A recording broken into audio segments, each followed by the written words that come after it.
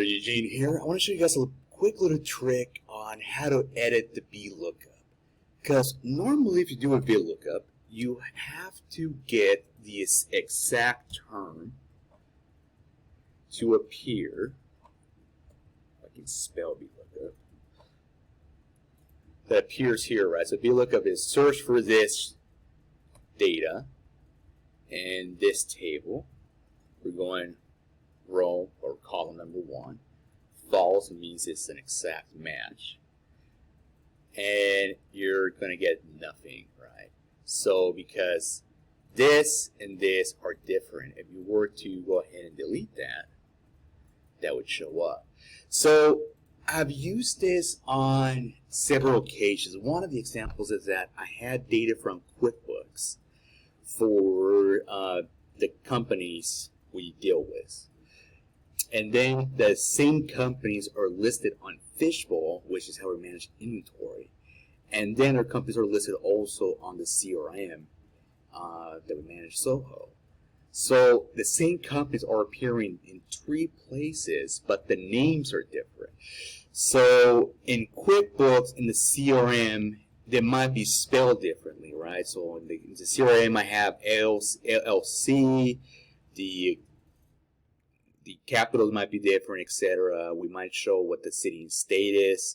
For the company on Fishbowl, the companies are pretty much separated between regions. Do they have credit with us, or is it a cash account? So there is a lot of extra data, for example, associated in the names. Now, you can go back and forth, start to clean up the data, try to get, for example, LLC, CO, etc. out of that. You guys always have to be very careful, like if you do a replace all, if you get rid of CO, don't replace it anywhere where it's supposed to be. So that can be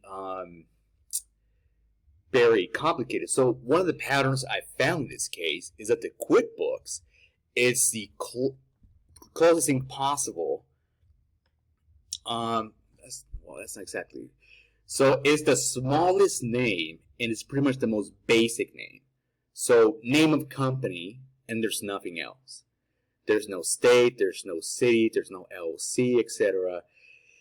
And the name of the company in QuickBooks is showing up in the strings on the CRM and on Fishbowl. So that means, yeah, if you do a find, you could find this and this, right? And there are more complicated ways you could do this, but one simple thing you can do is edit this right here. So what we're going to do is quotation mark, star, quotation mark, and sign, and do it again on the other side. So now when you do it, what it's going to do is kind of adding a find into the code. And just little extra characters right there. So now what I did is, if the name of the company from QuickBooks shows up in CRM or Fishbowl data, tell me what it is. And that way I was able to match up the data from tens of thousands of companies.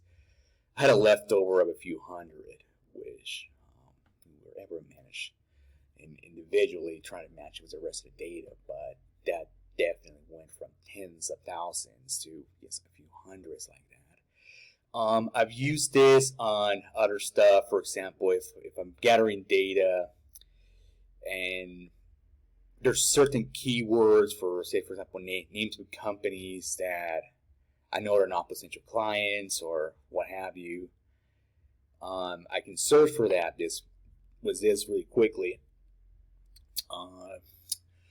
Or say, for example, when we were redoing the website, we had an old version and a new version, and the URL names were very similar, but a lot of them were not exactly the same.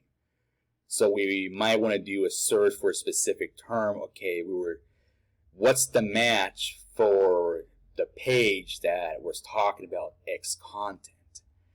So we did this little trick right here, and we were able to find it quickly when the VLOOKUP normally couldn't do it. So there's a few uses for this. It's a nice little trick.